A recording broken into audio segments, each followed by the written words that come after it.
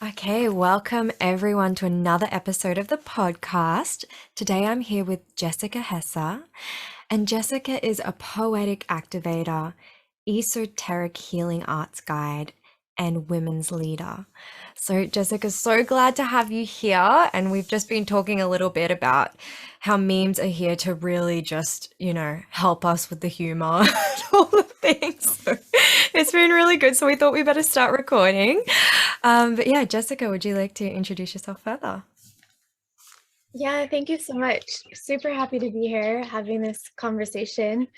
Um, I don't actually know how to introduce myself anymore. I stopped being able to do that a few years ago.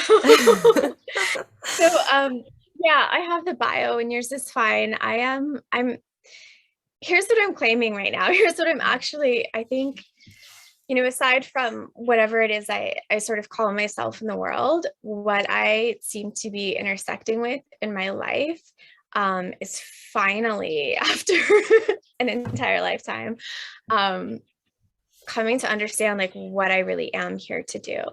And that is to hold as a living transmission the frequency of possibility and of miracles, and to really rewrite, um, again, by living example, the this sort of broken, twisted, distorted codes that we've been living by for so long.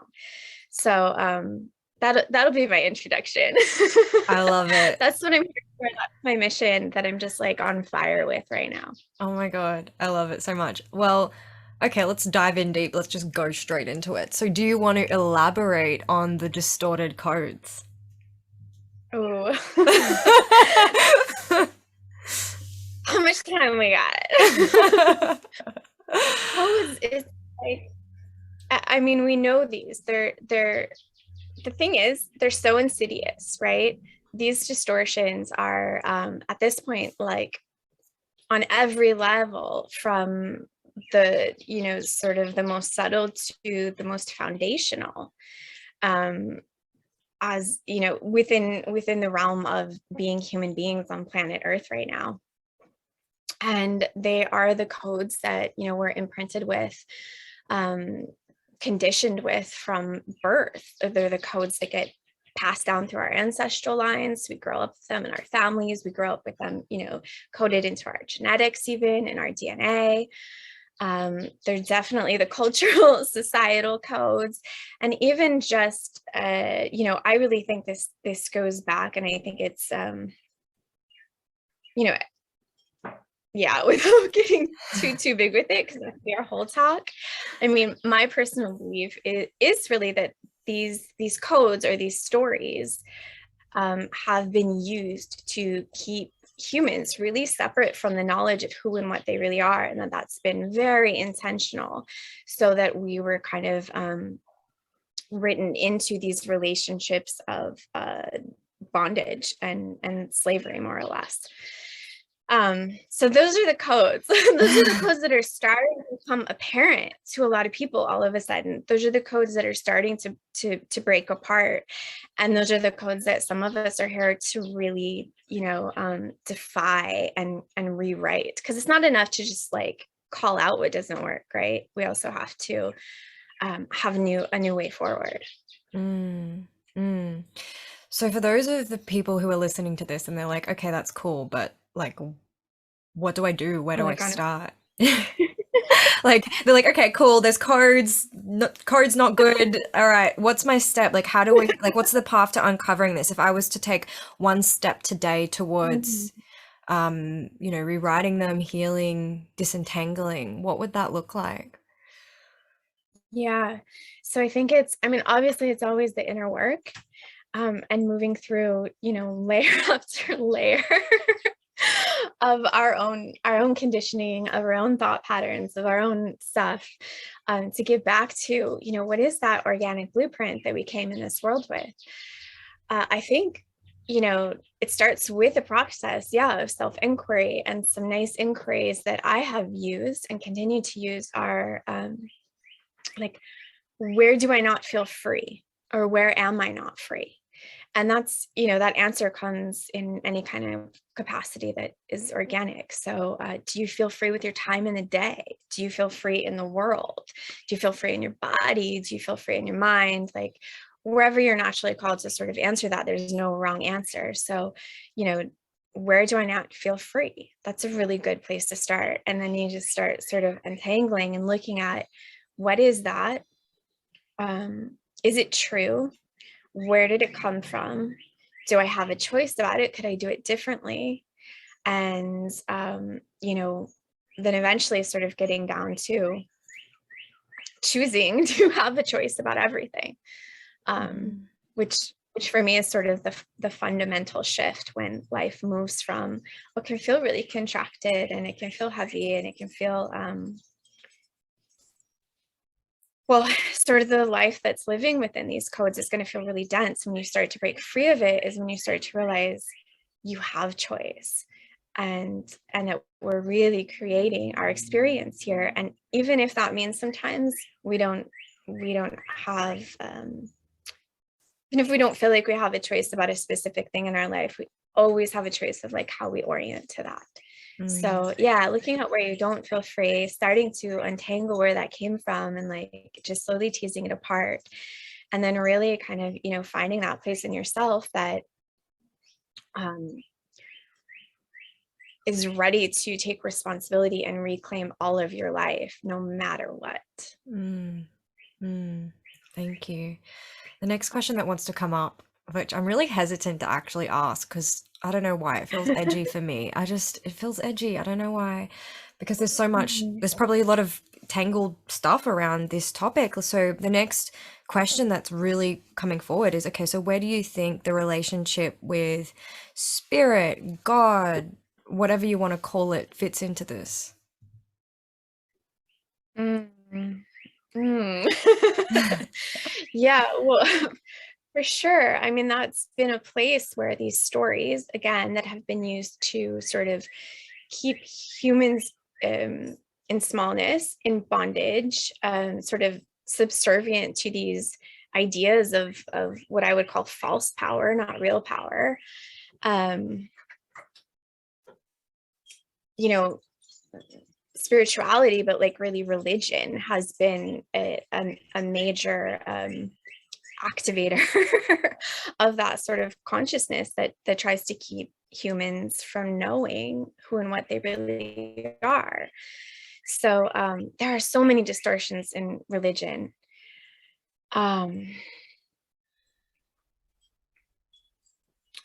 And that comes through even when you step outside of the box of religion, and now you're calling yourself, oh, I'm a spiritual person, right? And we have all these spiritual things. And yet if you can take a step back from them and look, they're all coming with like an enormous set of rules, conditions, these ideas of what you need to be and what you need to not be, and what you should be doing, what you should not be doing. So anytime you're having like all of these rules that like the individual is meeting up against, that's one of the places where you start going, okay, this is what conditioning looks like. This is what these stories of, bondage can look like. So what is this? Why is there a rule about that? So I think that's one of the biggest places, because it comes in sort of this guise of there can be no wrong here. Like every sort of avenue of whether it's religion or spirituality is quite certain that they're right and their way is right and they're doing it for the best of you, and they give you this whole package of like these rules which are often distorted, and yet it's kind of shoved at you like, it's right and it's superior, and you either jump on board with that or there's something wrong with you.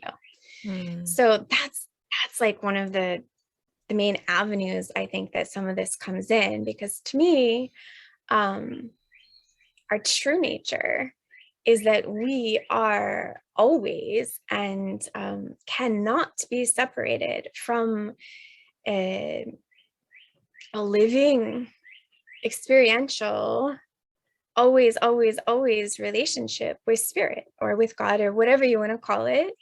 There's no, you, there's no separation from that. There's no getting away from that. I mean, it's the essence that everything is made of. So there's no rules you need to follow. There's no hoops you need to jump through. So then like what are all those rules about? Mm. If they're not, if if the truth is that you're always in a living relationship with spirit, with God, um, you either recognize that or you don't, but you can't undo it. If you're always in that living relationship, then why do we need these rules? Why do we need these structures? And when you start to look at that, that's where you start to see some of the same patterns that are in any of these sort of hierarchical control mechanisms that exist. They exist in education, they exist in government, they exist in money, and they exist in religion and spirituality. Mm. Does that answer Mm. your question? Yeah, yeah, and But I some just no, no, that was brilliant. What's coming through for me right now is that it's like people, and this is just something that has been my experience as well, so there's like no judgment or anything, but it's like almost like as humans to feel safe, it's like we want some sort of external authority to like tell us what to do and tell us what's right and wrong, to take us away from our inner discernment, because using our inner discernment is sometimes scary because we might get it wrong, or we might make mistakes, and like realizing that that's part of the process and that's beautiful, and you're not going to get shunned as well, from God, spirit, whatever. It's like really rewriting that relationship within ourselves, and that's part of the codes, right? That we're trying to like disentangle from. That's part of like the whole thing. Far out, my brain just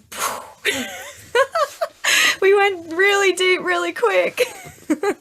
yeah, well, I do. I think you know, I think we're at this place where, no longer do we need the intermediary. It is, it is scary to cease to kind of abdicate responsibility to an outer authority. It is scary to, take full responsibility for yourself, because yes, you could fail. Yes, you could be shunned. And also it's just like, wow, it's a lot of work. Oh yeah. Most people don't want to do it, and that game is up. Mm, To me, the only way we go forward as a species is if the majority of us can actually like resource within ourselves the courage and the skills, meaning the skills to kind of cope with whatever life might bring, to be able to do that. Like the mm, time of doing that is up. We know where that trajectory is going, and it's disaster. It's disaster for us as a species, for all the species, for the planet, for like the whole thing. So yeah, it's in terms of just like the spirit God relationship, yeah, I think fundamentally this is a major story getting rewritten, that you need somebody else to tell you how to do it or to get you there.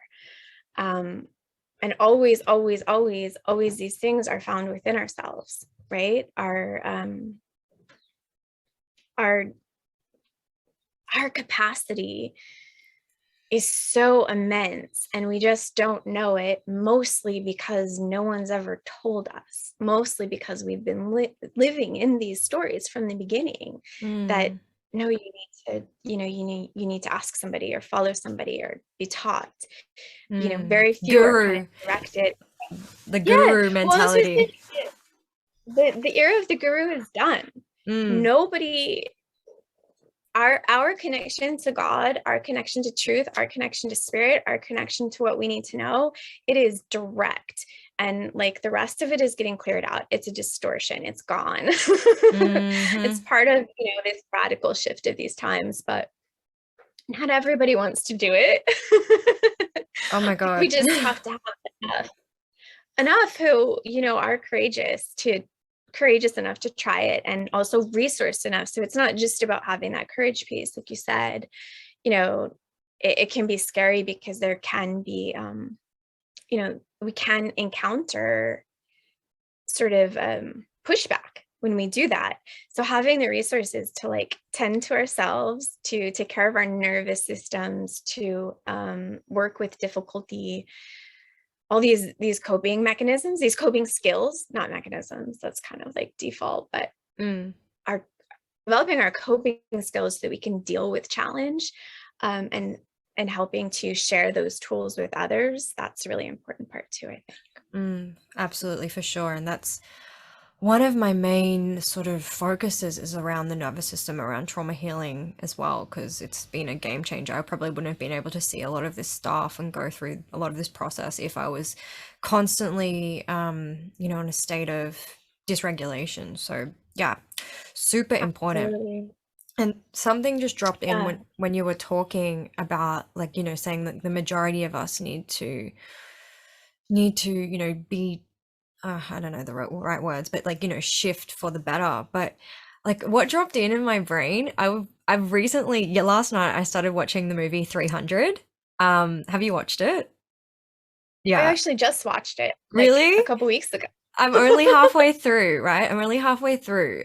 But like what is like popping out to me is like I don't think like the majority of people don't even look at this stuff or even try and have this level of self-responsibility, right? It's just not accessible for so many people. And I mean, like that's just how it is. But in 300, it's like that small amount, that 300 people take on all of that massive army. And I'm only halfway through, so please don't spoil it for me. But it's like they, and it's because they have developed this resiliency. They have developed this like warriorship. They've developed this incredible courage and strength against all odds, against I can't remember the main dude's name, but the guy that Jared Butler is playing, like, the law of the town says that he can't do XYZ, and he finds a way around it because it's the deeper integrity of protecting his people and the deeper integrity of protecting his family and the deeper integrity of what he needs to do as a man, regardless of what the way says, regardless of what the laws of the town say, and that really stuck out at me as something that was just such an important message. So, yeah. Yeah. Yeah. Yeah. I mean, finish watching the movie. Oh, I is it good? Like, does it still continue being good? I've only watched the good part of it. I shall not say anything. Oh no. We can, All right. no, it is like I mean, what you're saying is absolutely true. Mm-hmm. That sort of inspiration for the people that have that kind of honor and that kind of integrity, and they are rare and few to that level, right? Mm-hmm. But it's potent. It's potent. Well, I'm gonna say because really, no matter what we're talking about, like no matter what language we're sort of using around things, everything that's happening here is happening on a level of frequency. That frequency, to be in that kind of really deep aligned state and holding that frequency of honor, of integrity, of truth, right? It's really potent. It's really powerful. Mm-hmm. And also because as human beings, we are so even though we do a lot of things kind of weirdly, we really are sort of led around by our hearts and our passions. When we connect with the essence of something like that someone is holding so purely, like conviction about something so purely, it stirs us. It can't Mm. not. Mm. So like Gerard Butler in that being able to, convince the other. I mean, like his men, he didn't even have to convince them, right? Because his conviction was so Mm. strong, sure, that they were just devoted to his vision, no matter what it was. Mm. So yeah, there's so much beauty in that. Mm. And you're right, we probably don't need the majority of people. Have you read Power versus Force No. by Dr. Hawking? Mm-mm. Okay, so it's very interesting. He actually measures, like actually scientifically measures the effect of different frequencies and spaces. And basically what he's saying, yeah, is that it doesn't actually take everybody, but like one person vibrating at the frequency of pure love um, is stronger than like 5 million people, I think. I might be like destroying his numbers. The idea of like 5 million people at a lower vibration. The point is, the higher you're kind of holding that frequency, it is more potent than many people that are it's able to shift more, right? So but obviously the more of us that that kind of get on board, the easier this transition is going to be, and that will make like very good sense when you finish watching the movie. Oh my God. Now I wish I watched the whole thing. Okay, okay. All right. So let's go all the way. Like let's take let's just pivot completely now because we've gone real deep, but I want to take a step back and say, okay, so let's talk about you. Let's talk about your journey. How did you like I mean, without glorifying the story, let's go into the story. Like what's your story? Lord, it feels like such a long one. Uh-huh. Yeah, I'm trying to I'm Just the sure I've bit summarized it at some just the point in bit my that you life. want to tell today. Like it just whatever comes up. I'll just give like the really broad overview was, I mean, so my story was a lot of struggle at the beginning of it. Yeah, I'm just going to give like the really vague overview, and the tone of it for the first 2 years were wonderful, but the tone of it for a large part of it was a lot of struggle. As a teenager, I started to get really depressed. I struggled with like clinical depression and, other kind of really deep depressions. I started drinking really young, doing drugs, you know, and all of that, of course, being sort of together. I actually ended up addicted to meth. So my drug addiction was quite serious. I was in and out of treatment centers. I was arrested. It was I overdosed many times. I'm not really sure how I even like made it through those periods alive. And then I got pregnant and had my son when I was 20. So I got pregnant pretty young. Having my son, getting pregnant shifted everything for me, because in that moment, well, that was actually and I won't go into it because that's kind of a long story too, but that experience was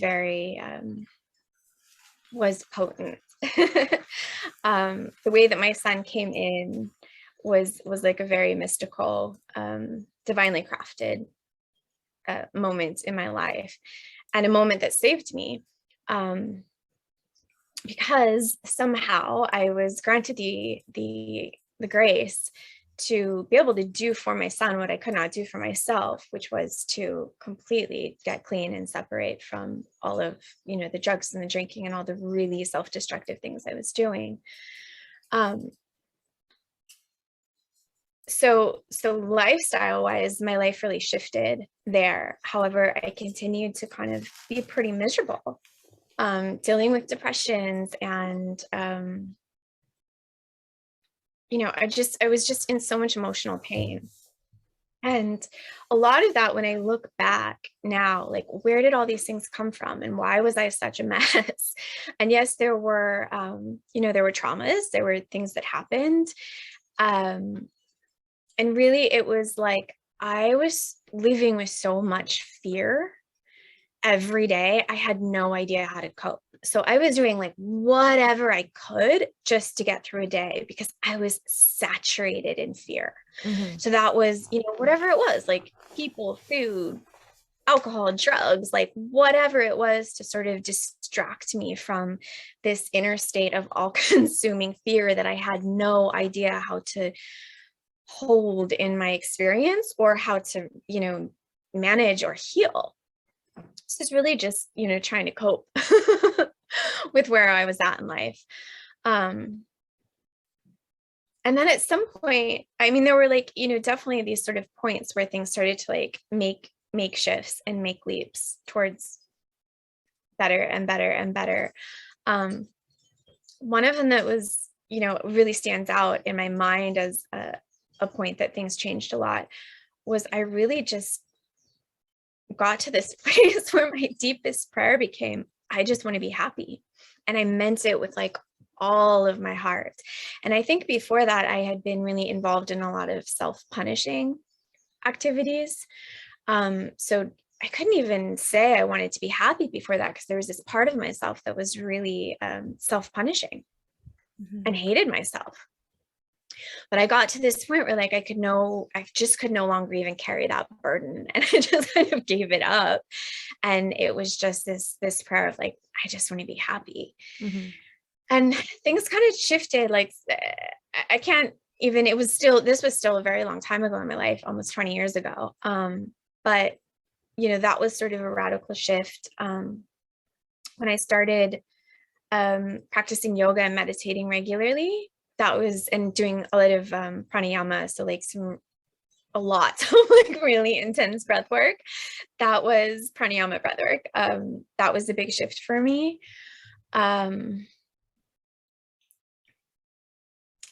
Yeah. And I've grown up with like mystical experiences, and a lot of things that people call sort of spiritual awakening experiences have just been part of my life experience forever. And it's really funny. I remember I was like 30 when I realized that other people didn't have these experiences. I thought everybody had them and we just didn't talk about them. Like I've always had angels, and I've always had visions, and I've always had messages come through. I've always known things that were going to happen sometimes. Like I just thought, and of course we all do, have access to those things. We're just not always aware of them. But I did have around 30, I had a pretty intense, what I would call spiritual awakening. So it wasn't an awakening into those things, which is one way that people describe that sometimes. This awakening for me was, it was actually a falling away of all of the stories, again, that I'd had about what God was. And it was like this idea, these concepts that I had grown up with of what God was just kind of disintegrated. I literally felt like the world got turned upside down and inside out. And I was completely disoriented in my whole life, completely disoriented. But that really put me on a different trajectory, and sort of thrust me into this really deep communion with God. And for many, many years, I was meditating and chanting and doing pranayama and doing yoga, and my whole life kind of became filled with that in a really intense way. Mm-hmm. And then I had a series of other awakenings that kind of showed me sort of different aspects of reality, and brought me more clarity about, like who and what I really am, which I think is kind of the fundamental of a spiritual awakening, is coming to find out who and what you really are. And then I had more kids along the way. I met my husband. We lived many years in Florida, and then about 7 years ago, I started to get very strong inclination that we needed to remove ourselves from the system. That the systems we were dependent on, right? When you just go live your normal life, and you like pay your power bill and your water bill, and you go to the grocery store and buy food, that these systems were, not in integrity with the values that we held, and that we needed to know how to live separately from them, and that we needed to go leave them so that we could develop those skills. Mm-hmm. So we moved from Florida to like an off-grid little tiny home in Hawaii, and did all that. Have spent the last like 7 years living off-grid, really, for the most part, extricating ourselves from the system, which now, right, I'm really glad for. I'm like, okay, a heads up on that, because now everybody's kind of panicking, trying to figure out how to be homesteaders. And yeah, we kind of got it down for the most part. Amazing. And now that's shifting. My son graduated 2 years ago. My daughter is about to graduate. I think I'm actually leaving Hawaii for a little bit. And yeah, so my life now, this last year, I've had more transformation this last year than I've ever had actually my whole life, I think. It's been incredibly beautiful. It's been the most beautiful year of my life. That was kind of Wow. long, sorry. Do not be sorry at all. That was amazing to listen to and hear. And thank you for leaning in and sharing that with us. I really appreciate it. It was really, it was really beautiful to hear the, what's the word I'm looking for? Just the journey. Yeah. And to where you were and where you are now. I'm sure a lot of people can relate in some ways. From that, what I really like, I'm curious about a lot of things, but the main thing that just popped out is the bit about going more off grid, because I know that that's something that so many people are talking about right now. It's not even funny. Like, I've never witnessed so many people speaking about that as a thing. And like, to be honest, like I kind of dabble with the idea sometimes. I don't know how I would cope, because I've been a city girl my whole life, and I'm used to, I don't know how I'd go, like, growing my own vegetables and stuff like that. But I mean, yeah, talk to me about that. Like, how was that process for you? Was it easeful? Did you find that, it was something that just naturally happened, or yeah, speak about the process, because I'd love to hear. Yeah, so um I grew up in a way as a child. Like, I sort of had this funny thing where um I grew up with a single mother. We were really, really broke most of the time. But then my grandparents, the family that she came from, was actually very wealthy. And sometimes we lived with them. So I lived in like moving between these places of polarity. And I think that made me pretty good at being like scrappy.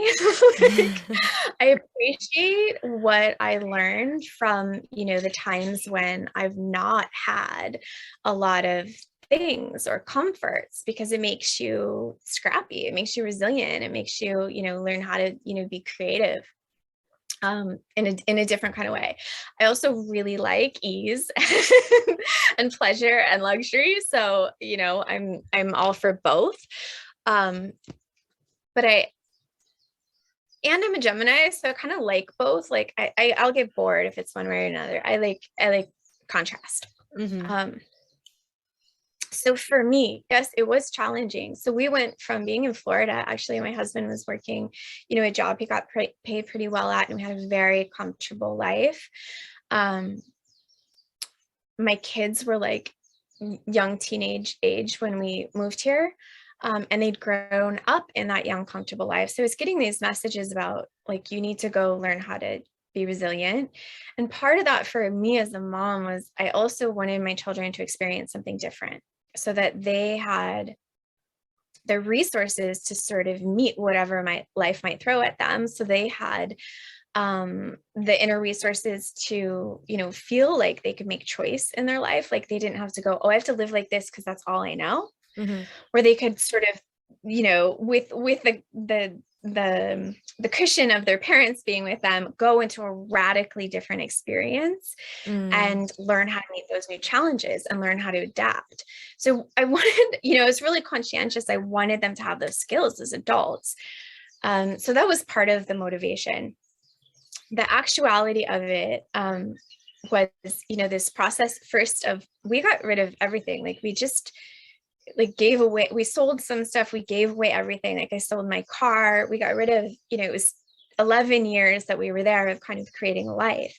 We cleared it all out. We took like 2 bags each, threw them in the back of my husband's pickup truck. And then before we moved to Hawaii, even, we just drove around the States for a few months. We basically lived out his truck. We camped. Sometimes we slept in the back of the truck. And it was amazing. It was my favorite thing I ever did with my family. that was really interesting. So I thought the process of letting go of the life and the stuff would be difficult at the time. I was like, I know I want to do this and I'm committed, but I was sort of prepared for it to be really emotionally difficult. And for me, it was not. As I started to let stuff go, the more I let go, the lighter I felt and the lighter I felt. And it was like so fucking liberating. And the more I got rid of, the more I wanted to get rid of. And I started like burning old journals and photographs. And it was just like, it was almost ecstatic. It was literally this experience of just lightness. So that was really beautiful. The landing here, when we moved to where we are now, and we're in like on gorgeous, beautiful land in Hawaii, is like, a dream. In terms of the land itself, it's also, has a lot of challenges living. The wetness, the insects, all the jungle creatures, it's not easy. When we landed, we came into a renovated shipping container. And my husband's a builder, so his skills are like invaluable for any of this kind of stuff. I couldn't have done it probably without him. Mm-hmm. So, that's key, is having, you don't have to have the husband, but, as people are looking at this, like, oh shit, like we're caught up in systems that we don't trust. What if we need to get away from them? One of the things to be aware of is who in your community, or who can you start to make part of your community that has skills that will be needed that you don't have. So I'll need all of I them. married. I'll need all of them. All the people. Come. If you're listening to this and you have skills and you're near Brisbane, I'm calling you now. Because, I'm good for talking. I'm good for knowledge. I can learn how to cook and gather things. But, it's a work in progress. So I need help.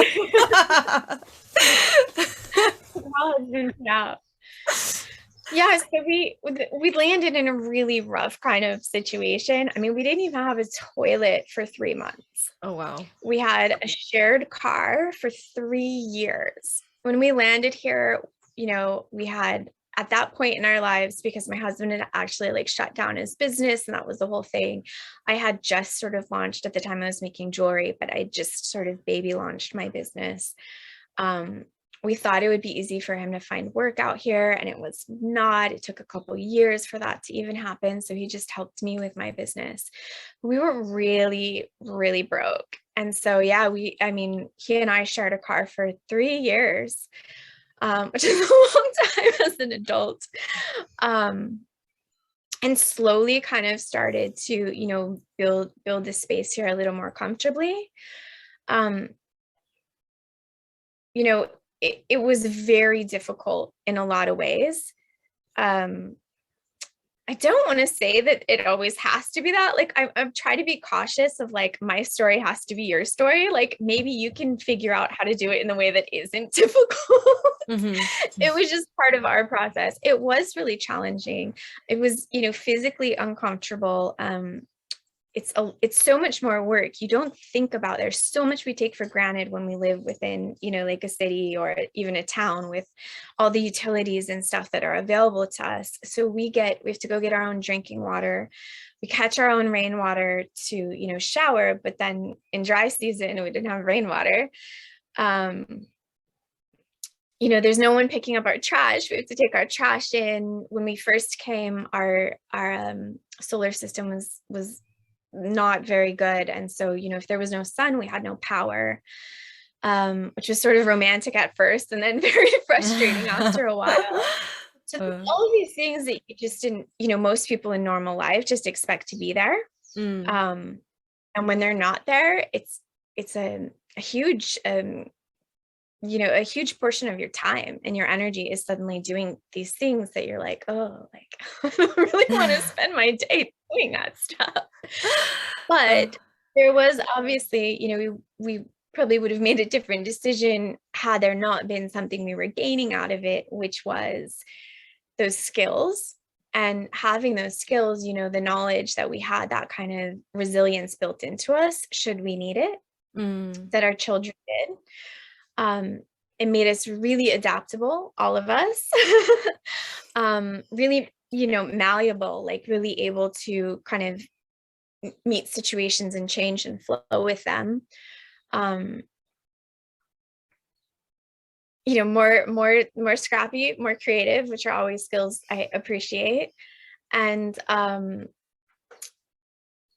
then obviously, like the just the practicality of it, like should everything go to shit, like we know we're going to be okay. We know how to we know how to live.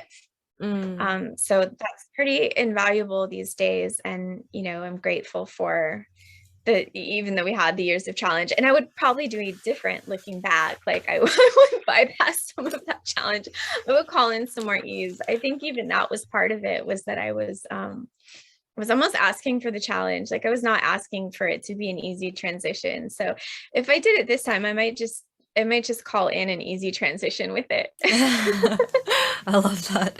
Wow, thank you so much for sharing that. Yeah, I want to know, like, you just recently came back from an epic adventure.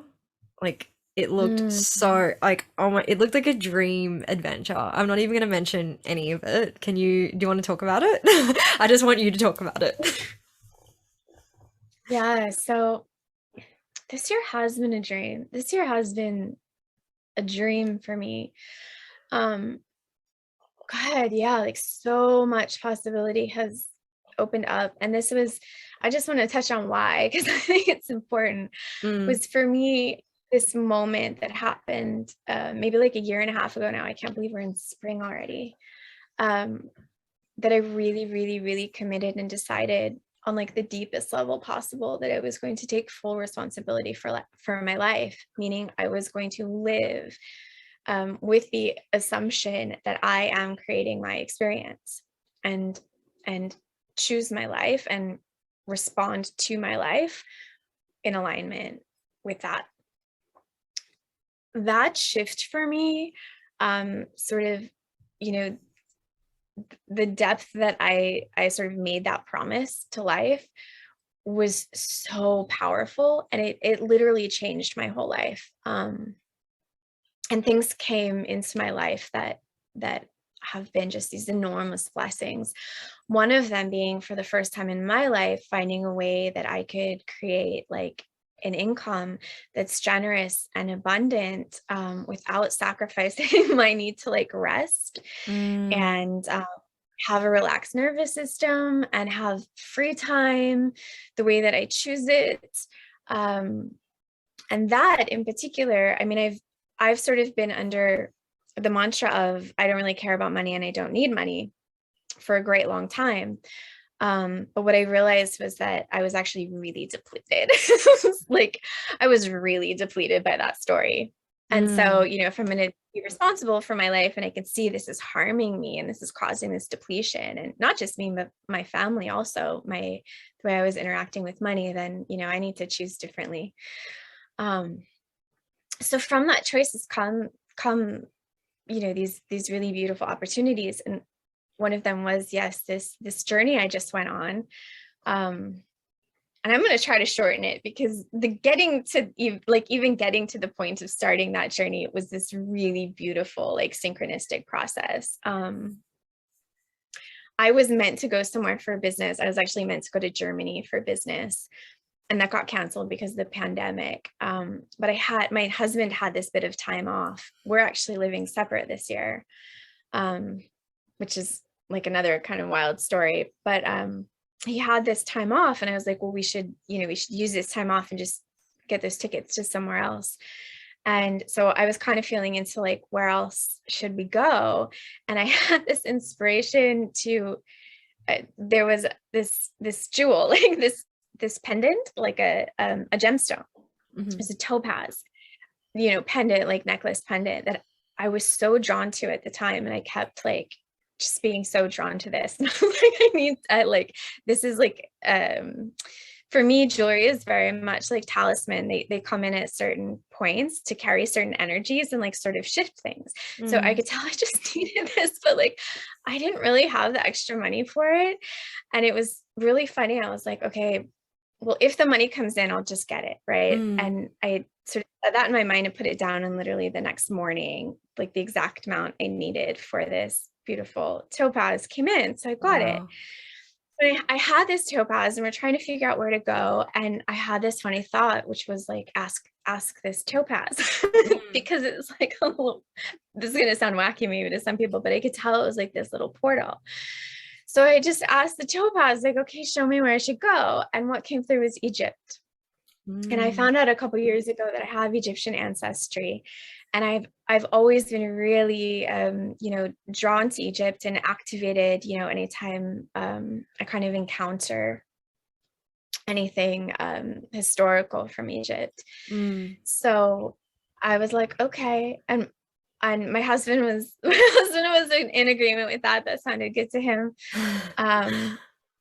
So we sort of set that in motion. And then I was also able to, and I never in my life, raising my kids, so my whole life as a mother, I always wanted to take them traveling in the world, and I was never financially able to. Or if we did have the finances, like we couldn't leave the work, right? There's that trap of like, oh, you have the money, but you have to keep working to make the money, so you can't leave, and Mm. like that Yeah. cycle we get stuck in, Uh-huh. which is another story I'm rewriting. No So more am of that. I. No It's more of that. crazy that you're saying that because I'm rewriting that exact same story. So it's really crazy. Good. Amazing. I love that. It's a good one to rewrite, Mm. right? Because that's where another place where if we look like at where am I not free, most of Mm. us are going to find some sticky places there. Mm. Um, yeah, so I ended up having enough financial resources to then sort of extend our trip and fly my kids out, even though they're not really kids, to Egypt, or not to Egypt, to Greece, to meet us after this journey to Egypt. So yeah, as I was sort of preparing for this, the words that kept dropping through my mind, as I was the time was moving to go to Egypt, is it kept coming through as oh, now I'm gonna forget it. Okay, I'm not supposed to say it. Never mind. Okay, okay, okay. I'll say it if I'm supposed to. Yeah, but it was really like not just like, oh, I'm going on vacation, but like a really deep soul call. And I kept getting these messages of like this being really important, in particular at like this exact point in my life, which is usually when I get called to places in the world. It's not usually just like, oh, I want to go on vacation. It's like there's something in my soul that needs to meet that space and be there energetically. And Mm. usually those are kind of picking up codes for me of like what I'm sort of meant to intersect with in this incarnation. So Egypt was, I'm actually still processing it. I'm different like since then. And I felt it happen there, and I was like, maybe I'm just being dramatic. Maybe it's just, a romantic notion to be like, I'm changed. But yeah, something really shifted for me there. It was really interesting, even while I was there, and in the pictures of myself there, I don't even look the way that I normally do. Like I looked different when I was there. It was really interesting, and very much had the feeling that it was just the beginning for me. I think I'll be back pretty soon. That journey is definitely not done, but you can't even really put words on it. There's so multi-layered. There's so much going on there, energetically, historically. We were mostly based around Cairo, so even the modern element, again, it's a place of really intense kind of polarity and contrast. The modern element is really kind of jarring and difficult, and then there's this kind of extraordinary richness of like a really high like high tone frequency transmission.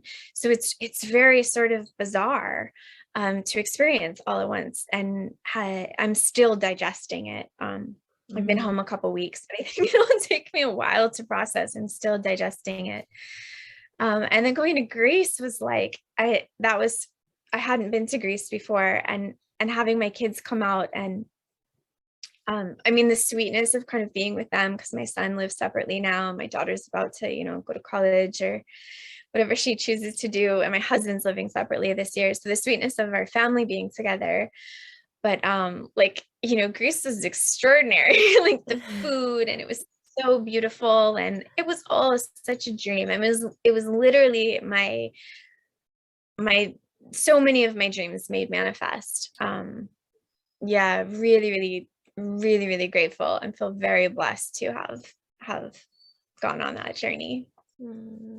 That's so beautiful. Thank you so much for sharing, and how inspirational. It really is. I loved how you started the story where you spoke about how it's kind of all started when you started taking radical responsibility for your life. I really love that. 100%. Yeah.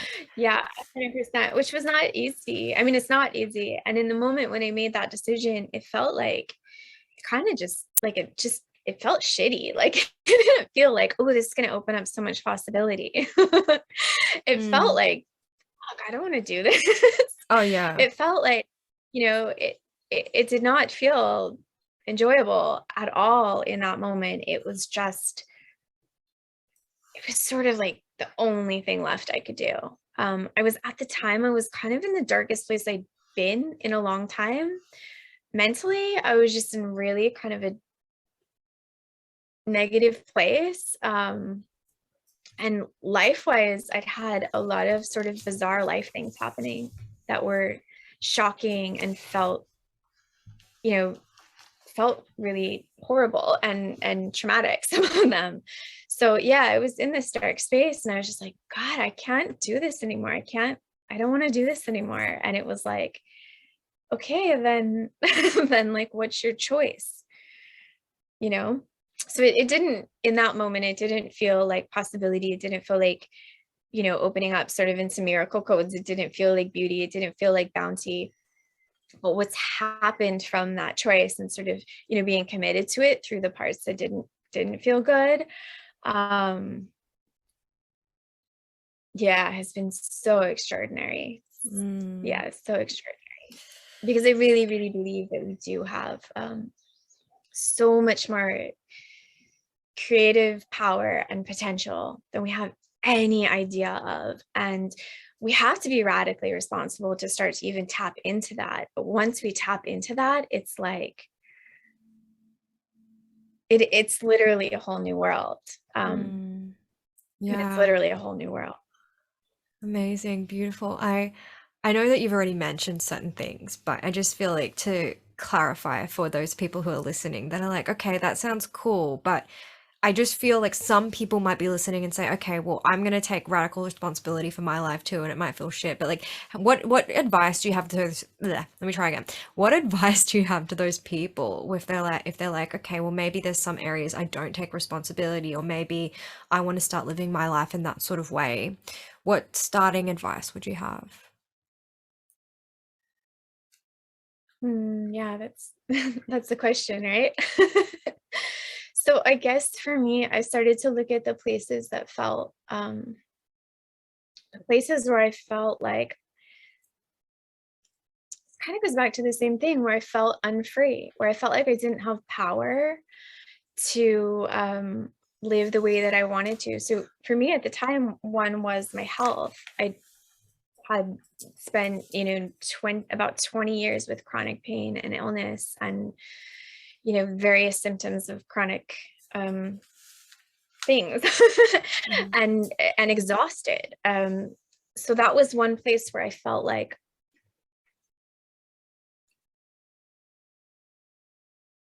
it it clearly wasn't what I wanted, right? Like, that's not the experience I wanted in life, but I felt unable to change it. I felt powerless to change it.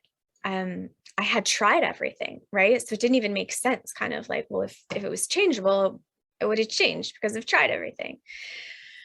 So I had to go like even there, and this was sort of my tender spot, so I'll share that, right? It was a place that, like, I was probably defensive, or because I really had done everything.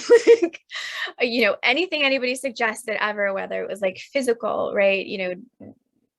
Any kind of protocol to get better, internal physical therapy, like whatever, I'd done all of it, and I was still sick. So if you had told me, like, well, that I had some sort of choice or power or responsibility in that, it would have been really upsetting to hear. So I kind of started there because it was the most tender spot. And I had to really sit with myself and look, okay, if it's true that I'm creating my experience, then what could be here that I'm not seeing yet? Like, what might I be choosing that I'm not even allowing myself to see I'm choosing? And I didn't have an answer right away, but I was, pretty committed to kind of staying in that inquiry until I saw something new. And what I started to see for myself personally was this pattern of being really afraid of holding power in my life and in my body. And again, how that ties into being really afraid of being responsible for my life and all of the things that meant. It meant claiming my power, which felt actually really scary. Like on a cellular level, that felt scary. B, it meant, being responsible, meaning, time-wise, energetically, like I was responsible for dealing with, all of the stuff of my life, and whatever decisions I made, and, whatever ones went sideways, and, whatever that was. And just all the levels. I mean, I won't necessarily go into all of them, but I started to see these places where I was backing away from life. Like, instead of really like completely kind of filling up my space, and really what it was on the deepest level was giving like a full yes to the destiny of this incarnation. I was scared, and I was falling away, and I was letting, other people come in and kind of decide things or guide things or whatever. And I saw that for me, being sick and staying sick, as much as consciously I never wanted that, and consciously I was doing everything to get out of that, because it was miserable and all the things, I could see this pattern of, okay, what is the inquiry of, like, what am I getting out of it? And that's a really hard thing to ask ourselves in some places. Like, am I actually getting out of it? And what I was getting was this little bit of space in my life where I didn't have to take responsibility. Wow. Where I was getting to kind of check out. And when I saw that, and I could sit with that and really like let the truth of that percolate all the way through me, that was a big one. And interestingly, what happened right after that was the thing that actually cleared all of that out of my life came into my life almost immediately. Do you think that was because you had the awareness of what it was, what you were getting from it? Do you think that the awareness piece was allowing you to shift it? Yeah, for sure. Yeah. For sure. Yeah, I mean, I think that like the thing that cleared it for me, I think, is like amazing, extraordinary piece of technology, futuristic Is that the technology. Healy? Is that the Healy It thing? is. Yeah. It is. Talk to us about it, because Frequency. I've seen you post a lot about it. And look, I'm intrigued. I am intrigued. So yeah, talk to us about the Healy thing. The Healy thing. I don't think that's a technical term. It's the name of the device, actually. So yeah, so Healy is a bioresonance frequency device. It's an amazing piece of quantum technology. There are, on Earth, many of these frequency technologies, and they're amazing. I love them. I've actually used a lot of them on my own healing journey. But Healy came in right after this piece. And within a week of using it, all of my pain and my fatigue just disappeared. Wow. Just disappeared. And it was like someone just turned a light switch on in my body, and finally I was like me again. And I remember waking up one morning, and it was like I woke up this one morning in this body, and I felt like the 12-year-old me. And I don't know why, like it was so like specifically the 12-year-old me, but I was like, okay, this is amazing. And I just, yeah, I mean, that, I cannot put words on my gratitude for that shift, and what a blessing it is to be living free of all of that exhaustion and pain. Um, so Healy, yeah, is this really cool piece of technology. It's different in some fundamental ways than the other frequency technologies that are here. But like, I'll give you just the really quick breakdown on how it works and what it does. So it's working on a cellular level with microcurrent, which With works what? specifically to Cellular. microcurrent Okay, microcurrent. on a Yeah. cellular Mm-hmm. level with a microcurrent. So microcurrent works to boost the voltage of a cell, which is the health of a cell. Like a healthy cell is a cell with high voltage. Mm-hmm. Increases ATP production, which is energy, reduces inflammation, increases mitochondrial function, all these beautiful things that are happening on a cellular level. And then it's also working into the quantum information field. The man who made it, Marcus, he's a quantum physicist, and he's also a Vedic monk. So he has this really beautiful blend of science and spirituality. And he actually has a consciousness research institute in Germany where he works with other quantum physicists, and that's what they study, is the intersection of science and spirituality, and how they can use, these quantum sciences really to elevate the entire consciousness of the planet. Wow. So the Haley is working on that cellular level, and then it's also working into the quantum information field. And, my first experience with it was this really radical physical transformation, but it's working on all levels. So it's physical, emotional, energetic, mental, spiritual. It's in the quantum, like nothing is hidden, right? It's just nothing can be hidden. Mm-hmm. It's just bits of information. And so there's sort of no part of life that it can't touch. And what it does, within that space is really, it's able to kind of read your original organic blueprint, and then start to reharmonize you to it. So it scans your biofield, and it tells you what's out of balance, and what you need to kind of correct, and then tells you what programs to run, and then it's able to apply those frequencies to start to reharmonize your whole system. And that can be like physical, like it was for me.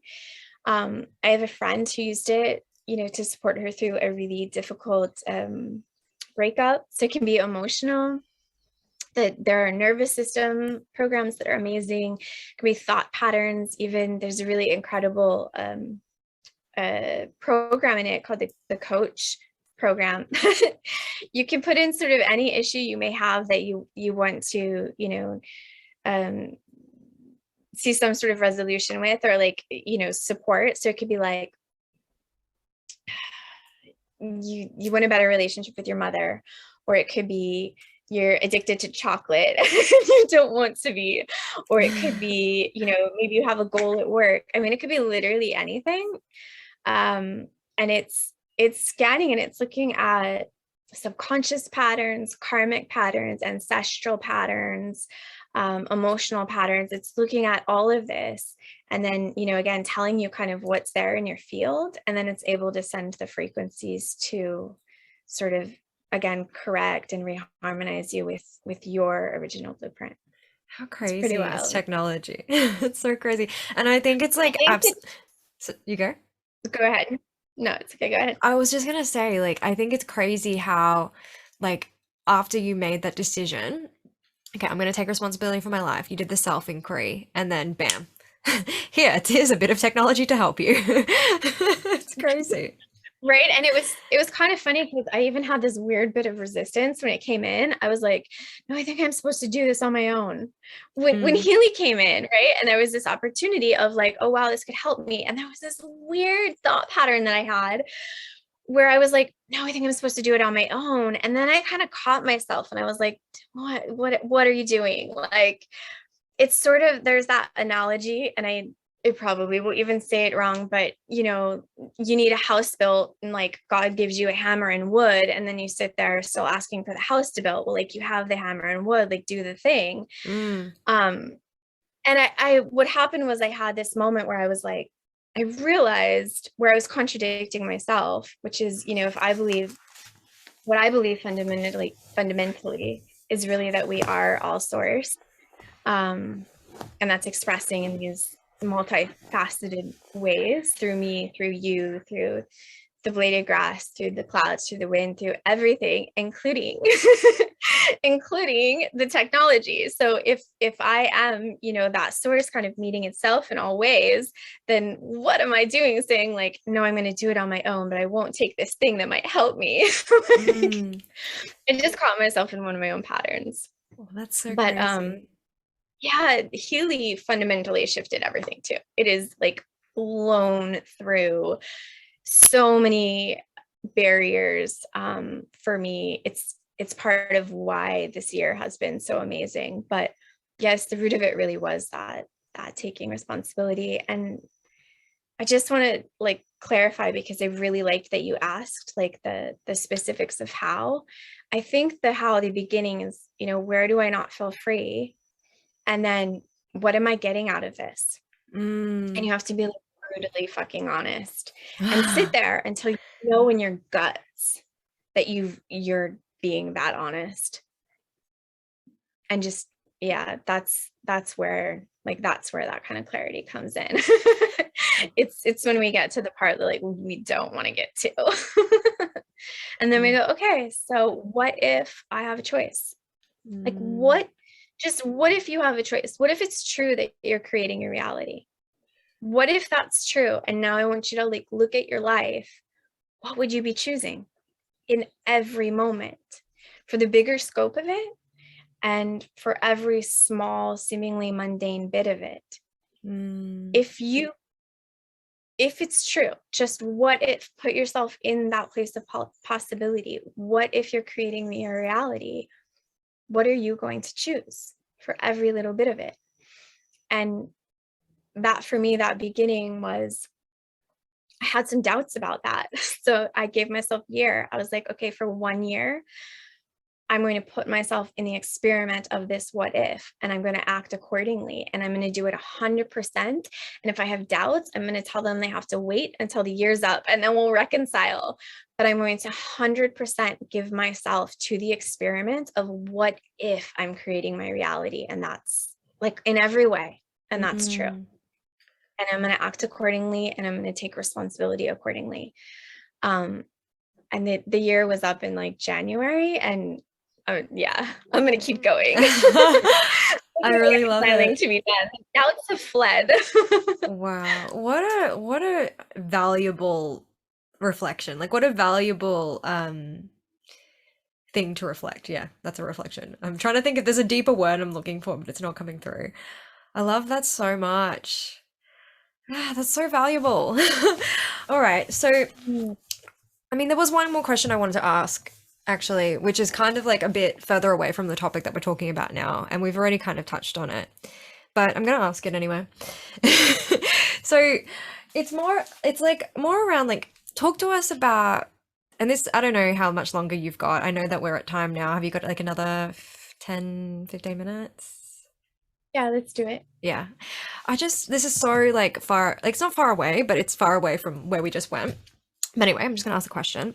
So, like, talk to us more about, like you said, you've been in partnership for a really long time. So, talk to us about your experience in partnership, being a mom, your lessons on the journey. Just, I mean, I know that you Okay. posted a really beautiful post about partnership. I don't know when it was, like a few weeks ago, and it really touched my heart. And yeah, I just, yeah, love if you just spoke about that. So yeah, I have been with my husband for 20 years, literally half my life, um, which is sort of a strange anomaly in the world today, right?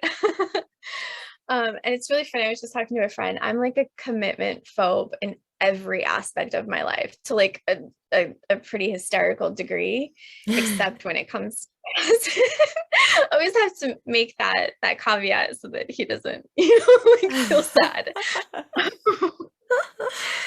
Yeah, so long-term partnership is very interesting. Um, I mean, what I will say is that, gosh, I get asked a lot for advice on like how to stay together, be together, and I'm like, oh, like I can't give you any because it's all so individual. There's like no advice to give. But there is, of course, but it's all so, relationships are so individual that it's so hard. Generic advice is just like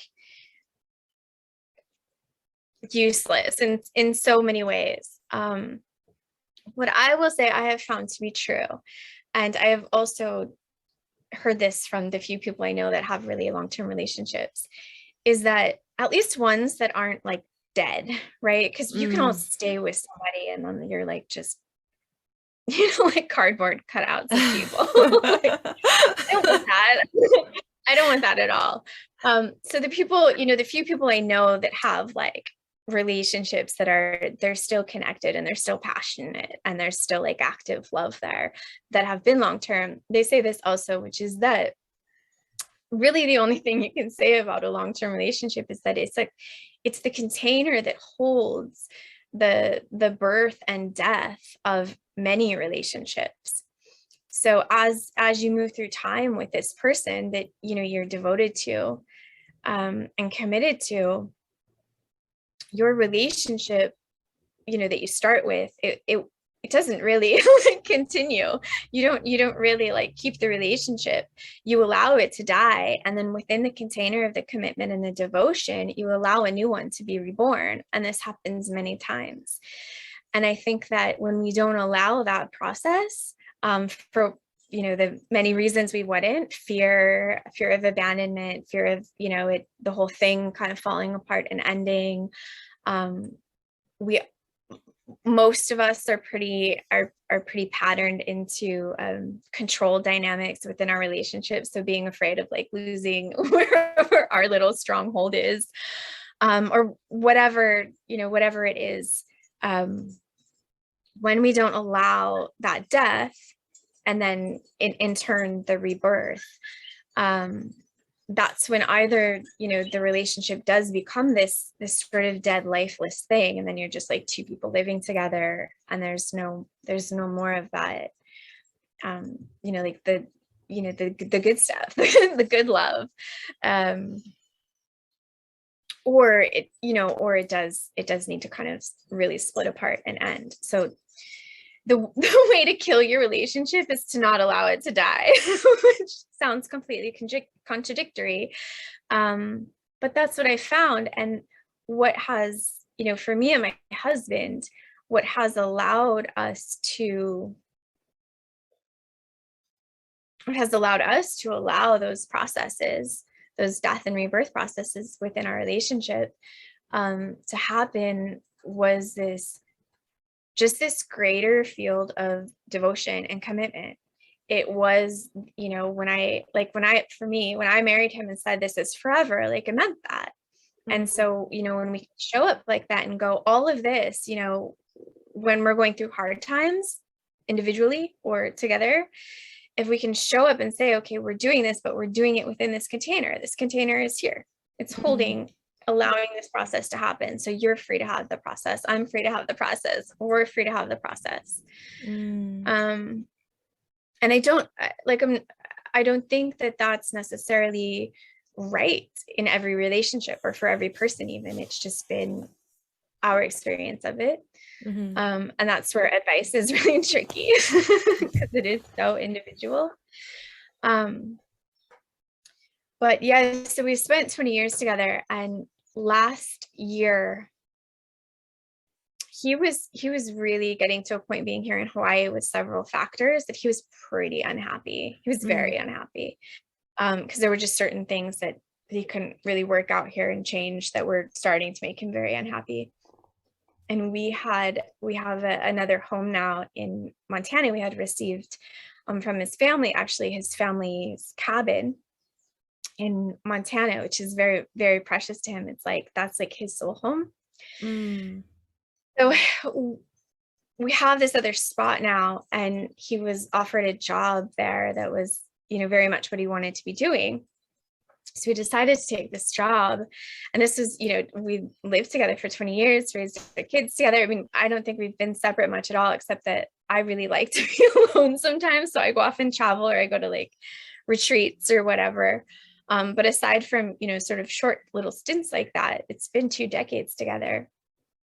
So we decided to sort of do this thing, and he went into that job. And it was funny, that experience went through like many levels of emotions for me, some of which were, I actually started to hit some like some really old things that I thought were resolved, but clearly weren't, came up around abandonment. And I had these periods of like being just kind of a crazy person. It's really triggered to the point that I was like acting like a lunatic. And I would have to tell him, like, I know I'm acting crazy. I cannot help it. I'm sorry. Trying to hold space for it, also knowing that I was so deeply triggered. So that was unpleasant, but there was this bigger part of me that knew absolutely it's what he needed to do. And so, because I love him, I want him to go do the things he needs to do as he gives me also. So this is the other part, I would say, that's key in a relationship, is allowing, each person to be really free. And then you have the places where, there's the devotion and there's the commitment. Like, we're not an open marriage. We're very committed at all. That space, we're devoted and committed. And that's the structure of our relationship. That's, that is like the glue of our bonds. So that's really important to us. And it's what keeps the integrity of that container through which everything else can happen very strong. And again, that's what works for us. But within all the other spaces, freedom to just evolve and change and need what we need and be the person we need to be, and being really supportive and allowing of that. I think we do that more for each other than most people I know. It's probably like really key because when I need to do something, like, he allows me to do it. And when he needs to do something, we're not trying to control each other on small levels or big levels. That's really important. So yeah, I was kind of a mess and freaking out and all sorts of triggered by my abandonment issues, and that I thought were resolved and definitely weren't, because there they were. And I just tried to, communicate as clearly as possible and ask for what I need through that. Let him know I knew that I was, running old stuff, and I knew I was being a lunatic, and I was doing my best to, temper it, and ask for what I needed. Like, there were times when I had some clarity, I was able to realize, what do I need in this moment? And a lot of times in those moments of kind of feeling wildly triggered, I needed him to just hold me and tell me he would never leave me. Like, I just needed to hear that and feel that in that moment. And me being able to clearly ask for that allowed him to, give that. And then my heart settled. We could get through it. That's so beautiful. And the bigger part of me wanted so much for him to go do this, because I knew so deeply it was right for him. And, he had his own moments too. It was really hard for him after we separated. Then all his stuff kind of started to come up, and, his triggers started to pop up, like after he had left and took the job, and he was staying in Montana.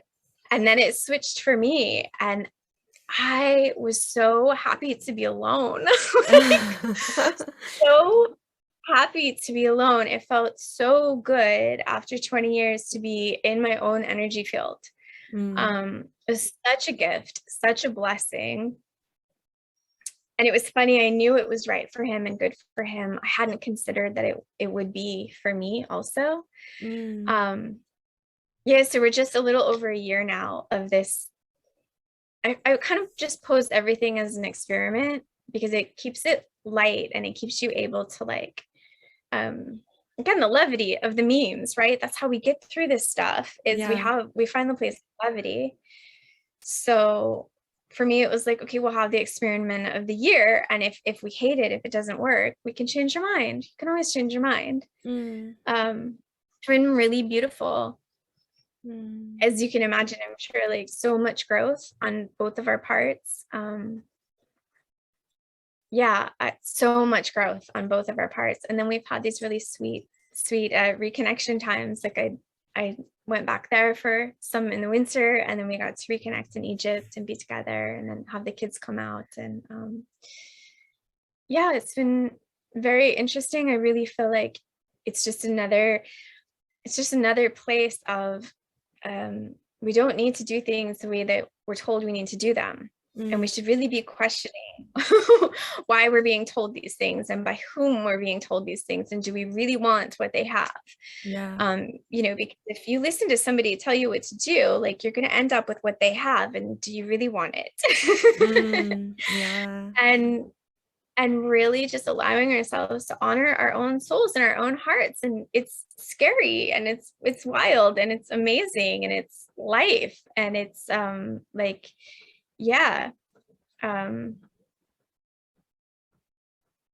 yeah, I mean that's the only way I want to live. And I do hope more of us can live like that, can be like really break out of these things of it needs to be like this and find our wildness and find our we're so intelligent, honestly. Like we know what we're doing if we can trust ourselves and sort of move through our own distortions. Mm. So beautiful to kind of follow that grace instead of like these bizarre societal structures, which are just, harmful and broken. Mm. Wow. Thank you so much for sharing that. That's beautiful. I have a You're little question, welcome. one little question. So, do you have plans to meet up soon or plans to live back together soon? Because you said it was a year experiment. It's been a year. I don't know. This is just a curiosity that I have. I mean, answer if you want to. Yeah. So I'm really like having time alone. I like being separate and missing him. I Uh-huh. like that pull, that Yeah. tension. I like having my own space. I'm a projector. I love having my own space. I'm pretty much a hermit in real life. Like I do a Hmm. lot of online things. It would appear I do a lot of online things in real life. I'm like alone all the time. I Uh-huh. never get lonely. Like never, ever, ever get lonely. I'm quite fine in solitude. Makes me really happy, actually. So I'm enjoying this living part together, Uh-huh. and part separate a lot. My husband is telling me he's done. He's like, I'm done with this. And I was like, well, like, I kind of like it. And he's like, no, I Mm. can't do this anymore. And I'm like, Oh. oh. So I don't know what's going to come next. I think we're going to meet in the middle and we get a little less time apart, and Yeah. see how that goes. I do. My daughter's graduating in Hawaii, and I think I still feel really called to be in Hawaii, but I actually want to do, even there have been things, especially like traveling, that I've been sort of waiting till my kids grew up to really throw myself into. Yeah. So this next year, I have so free for the first time in, my adult life, really, because I had my son so young. I went from being a child to having a child, Uh-huh. that I want to go be free, whatever that means. I think I want to travel a lot. So I might give up living in Hawaii for a while. I think the end of May I'll leave. Uh-huh. I'm guessing I'll be back. Um, but technically I'm gonna move back to Montana with him. And Uh-huh. I just told him I can't be there all the time. So I don't know what the logistics of that will look like yet. Um, I love but it. yeah, we'll have to see. I love it. Because I really do like it. Exactly. Creating your own rules, but like in partnership in the container together and giving each other freedom. That's so beautiful. Oh, thank you so much. You're welcome. All right. I mean, I feel really complete. Before we wrap up, is there any, I mean, I'm going to ask you, how people can connect with you, etc. But before we go into that, is there anything else that you feel called to share? No, I think we covered so much ground, and I feel like I talked about myself so much. I mean, like, I found this really, like, inspiring and interesting, so I'm sure everyone else has as well. So good. All right. Well, for those people who aren't already, following you, where can they find you? How can they work with you? All the things. Okay, so yeah, mostly showing up these days on Instagram. So it's my name, but included with it my middle name, Jessica at Jessica Alix Hesser. Hmm. Um, yeah, that's where I'm most active. I have a website, jessicahester.com. It's sort of in sleep phase, but it exists. Just haven't really done anything with it for quite a while. I used to do a lot of online courses, but I stopped. I've stopped the last couple years for various reasons. Though, I might feel inclined to do that again at any point in the future. There's sort of this back thought that I've had of, maybe wanting to get a group together that we just meet like twice a month or something like that online and just have a container that can move through all the things, whether it's relationship or it's like, Mm. could kind of hold space for a lot of freedom there too. So that might be coming. If you want to tune in, that would of course come through like the Instagram channel and be on the website. I have an email list, which I rarely ever email anymore, but I'm setting to do it more often. So yeah, any of those places are great to connect. Brilliant. I'll pop it in the show notes for those of you who want to connect with Jessica, which I'm sure is going to be everybody who's listened to this. Anyway, thank you so much, Jessica. Thank you so much for sharing your heart with us, your journey, your experience, your wisdom, and I'm just so grateful to you. And I've got so many little, not little, big gems from today that I'm gonna go and journal on after this, actually. So thank you so much. You're so welcome. Yeah, it was a pleasure, truly. Yeah, very lovely to talk with you and connect with you and your audience. Yay, thank you. Thank you. Have a beautiful day.